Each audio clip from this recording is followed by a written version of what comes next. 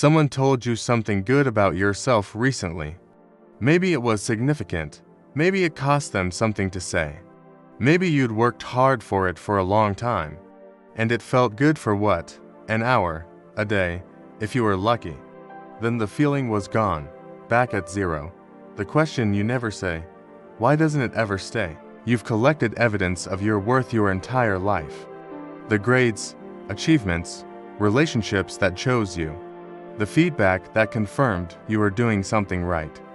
And the question, unsettled. Nobody tells you this when giving compliments or validation.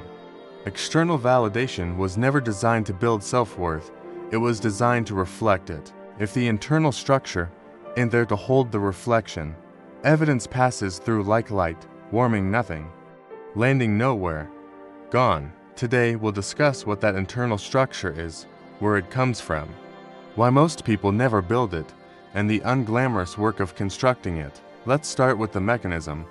Understanding why external validation fails is key. Psychologist Edward Deci noted external rewards make well-being contingent on continuous delivery. Remove the reward, and well-being collapses. But internal motivation persists without recognition. Self-worth built on external validation is tidal. It arrives with approval, recedes with it. At low tide, you're on ground belonging to the ocean, not you. External validation actively prevents internal self-worth. The circuitry never gets the signal to develop.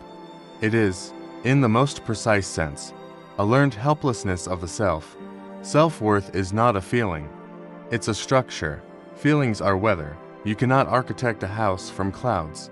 Psychologist Kristin Neff researched self-compassion, the closest scientific concept to genuine self-worth.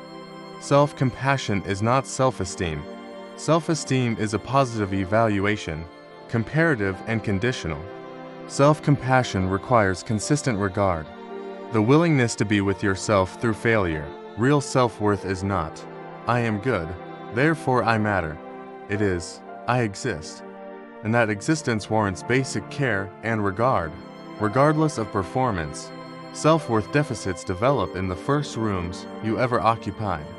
When a child is loved conditionally, they internalize the condition as permanent.